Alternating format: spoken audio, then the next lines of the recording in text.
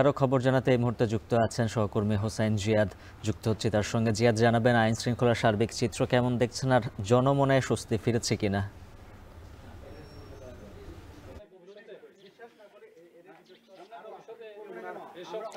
উজ্জ্বল, মূলত গুইমারার যে জায়গাটিতে ঘটনা ঘটেছে সেখানে আজকে জেলা প্রশাসক থেকে শুরু করে পুলিশের ঊর্ধ্বতন কর্মকর্তা এসপি এবং প্রশাসনের কর্মকর্তারা এসেছিলেন কিছুক্ষণ আগে। তারা ঘটনাস্থল ঘুরে দেখেছেন এবং এখানে যে হতাহত হয়েছেন তাদের পরিবারের সাথে কথা বলেছেন। ত্রাণ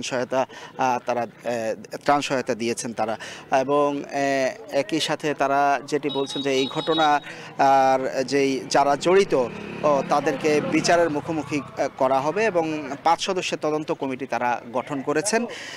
সেই তদন্ত কমিটি এরই মধ্যে কাজ শুরু করেছে এবং একই সাথে তারা বলছে যে তাদের যে দাবি দাওয়াগুলো ছিল, বিশেষ করে যুগ্ম ছাত্র জনতার, সেই দাবি দাওয়াগুলো নিয়ে তারা আলোচনার টেবিলে আসলে কথা বলতে চান। আমরা জিজ্ঞেস করেছিলাম এই ঘটনা এখনো কেন মামলা করা হয়নি। তারা বলছেন যে যারা হতাহত হয়েছেন তাদের পরিবারের পক্ষ থেকে মামলা করা হবে কিনা সেটি তারা নিশ্চিত হতে চান, না হয় পুলিশের পক্ষ থেকে বাদী হয়ে এই ঘটনায় মামলা দায়ের করা হবে এবং সেটা শিগগিরই সেটি করা হবে। এর আগে কিন্তু সেনাবাহিনী কথা বলেছেন। তারা বলছিলেন যে এই যে 35 কিলোমিটার দূরের একটি ঘটনা, এখানে আগুন দেওয়ার ঘটনা ঘটেছে, এই ধরনের ঘটনাকে তারা পরিকল্পিত মনে করছেন এবং পাহাড়কে অস্থিতিশীল করার যেই একটি পক্ষ যে কাজ করছে তার তথ্য প্রমাণ তাদের কাছে আছে, সেটি সেনাবাহিনীর পক্ষ থেকে বলা হচ্ছে। তবে এখনো পর্যন্ত জনমনে আতঙ্ক কাটেনি। বিশেষ করে এই এলাকাগুলোতে কেউ কিন্তু বাড়িঘরে এখনো ফেরত আসেনি। তাদের যে অপূরণীয় ক্ষতি হয়েছে সেই ক্ষতি আসলে কিভাবে পোষাবেন সেটি আসলে ভাবছেন সবাই। প্রশাসনের কাছে তারা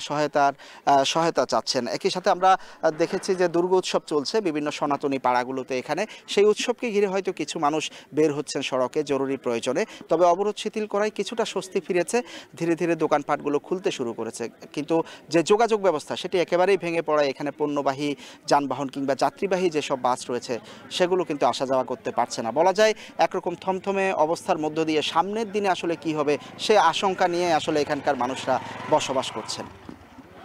খাগড়াছড়ির গুইমারা থেকে সেখানকার সবশেষ পরিস্থিতি জানাচ্ছিলেন সহকর্মী হোসাইন জিয়াদ।